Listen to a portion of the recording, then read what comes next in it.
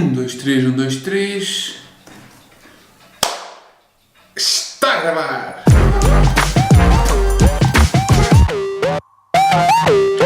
Olá amigos, este é o segundo episódio do meu canal. Hoje vamos falar um bocadinho sobre a minha história, perceber de onde vim, também para dar continuidade nos próximos episódios, também para não vos cair tudo numa assentada. Então, o meu nome é Alexandre Dias, tenho 32 anos, há sensivelmente 8 anos fui diagnosticado com esclerose múltipla. Era um miúdo pouco ativo, basicamente saía às vezes com os meus colegas fazer jogos de futebol, nada que prevesse o que tenho feito. Na altura que fui diagnosticada, quando eu tinha 25 anos, estava a terminar a minha licenciatura e como devem calcular, com 25 anos a notícia não foi a melhor, ter uma doença crónica, e pronto, o mundo desabou. De qualquer das formas, essa é uma parte, digamos, menos boa que existe e que também faz parte da minha história. Foram sensivelmente 3, 4 anos com uma nuvem negra em que simplesmente deixei continuar, fiz como se nada acontecesse, e passado 3 anos, quando eu tinha 28 anos, atingi os 116 kg, e um dos sintomas típico de quem tem esclerose múltipla é a fadiga, e associada ao calor extremo principalmente, é uma fadiga extrema. Quando eu tinha 28 anos, como disse, estava na minha terra natal, com 40 e muitos graus de temperatura. No verão foi horrível, porque basicamente para conseguir jantar com os meus pais tinha que descansar, tinha que me deitar. E esse foi o ano em que eu disse basta. Disse basta porque com 28 anos, estar a viver uma vida que não era a minha, que não me identificava, ter que descansar todos os dias, não fazia parte dos meus planos. Decidi consultar o meu médico, perceber com ele o que é que eu poderia fazer para contornar isso. Inscrevi-me no ginásio, comecei a fazer exercício, sempre de uma forma gradual, a respeitar o corpo, porque acima de tudo temos que respeitar, tendo uma doença degenerativa e crónica que não tem cura, temos que saber respeitar. E surge nas redes sociais, na altura já eu estava minimamente com uma rotina desportiva, em que baseava-se em correr 3 km 4 ou 5 vezes por semana, em que um era para aquecer, um para correr e o outro para arrefecer. Surgiu nas redes sociais uma dinamarquesa, também ela portadora de esclerose múltipla, que tinha corrido 366 maratonas em 365 dias. E aqui surge o meu primeiro grande objetivo. Decidi, para mim, naquele dia, tive conhecimento dessa dinamarquesa, queria correr uma maratona. Dei um espaço de um ano, quis fazer as coisas bem, mudei a alimentação, mudei os meus hábitos, respeitei o meu corpo, respeitei inteiramente o descanso que ele merece, e passado um ano, após muito sacrifício, após muita dedicação, completei a maratona do Porto. Um feito inédito em Portugal, fui o primeiro português com esclerose múltipla a concluir esse feito. O bicho do desporto ficou interiorizado, e no ano seguinte quis elevar a fasquia e corri 3 maratonas em um mês.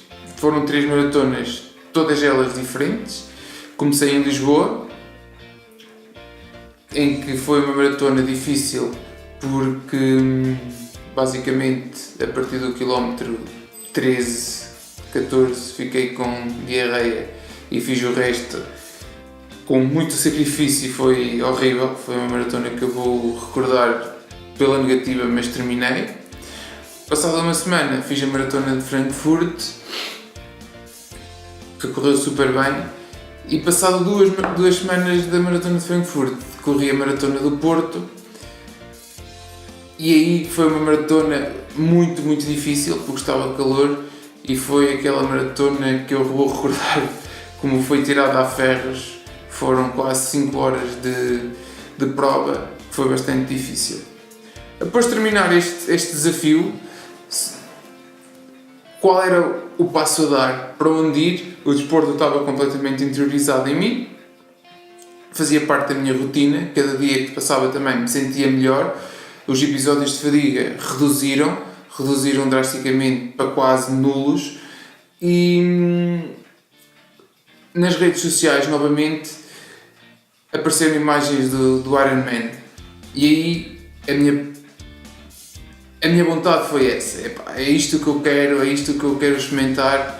Havia um grande entrave, que à parte, que quase ainda o é hoje, era que eu não sabia nadar, mas decidi que, como a esclerose múltipla não tem sido uma barreira para mim, não iria ser a natação que me iria parar.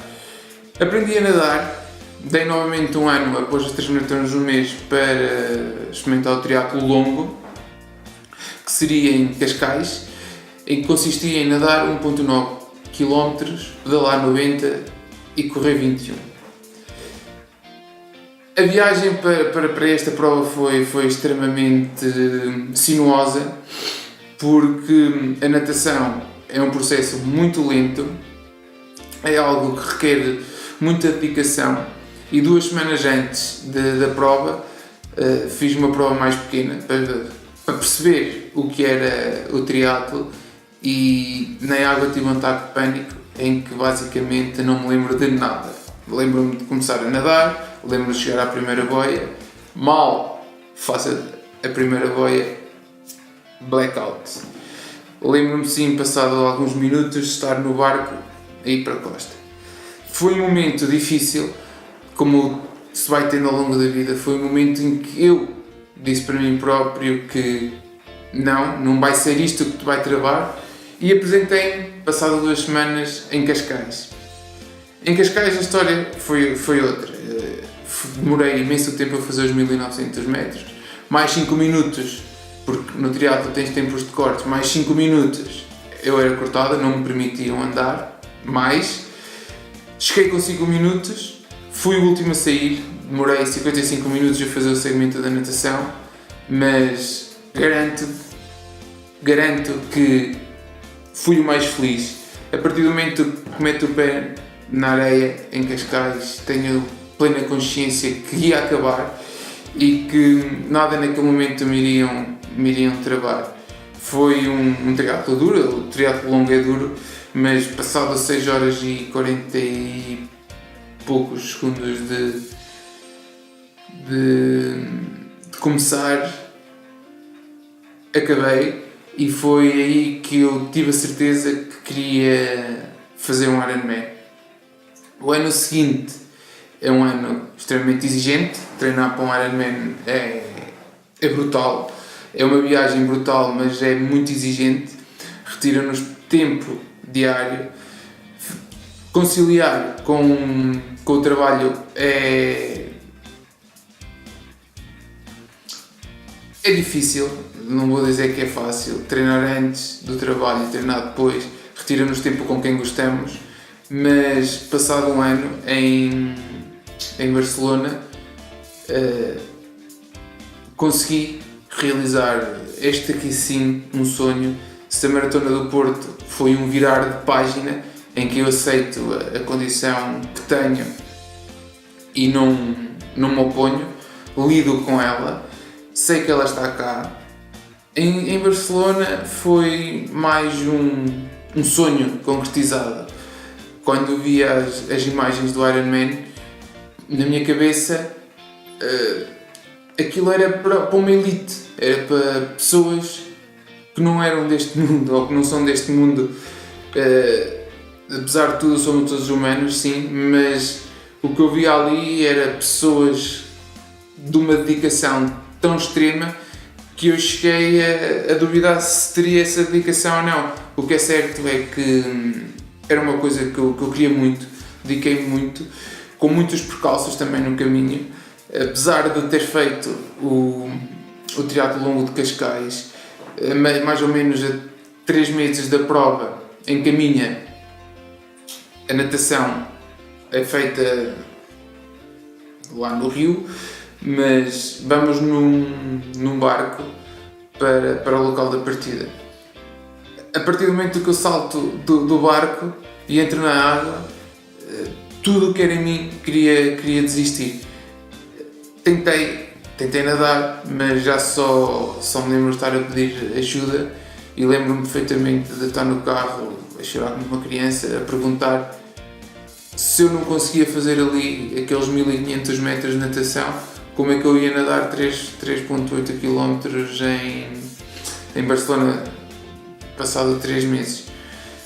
O que é certo é que aqui o fundamental de eu ter chegado a Barcelona e ter conseguido foi um grupo de amigos que pegaram em mim, que agarraram em mim e todos os fins de semana estiveram comigo ao meu lado a nadar, e esse foi o fundamental para conseguir chegar. Esta é basicamente a minha história desde que fui diagnosticado. Tenho 2 fases claras. Tenho a fase da negação, que são mais ou menos 3 anos em que, se dassem comigo, eu era completamente normal, ia me divertir com os meus amigos, bebia uns copos, a alimentação não era a mais correta porque cheguei aos 116 kg, mas considerava-me uma pessoa totalmente normal e pensava eu que tinha aceite o que tinha. E tenho uma segunda fase, que é dos 28 até agora, 32, que abracei o desporto, e o desporto tem-me ajudado neste caminho, nesta aceitação e nesta minha vontade de querer superar diariamente.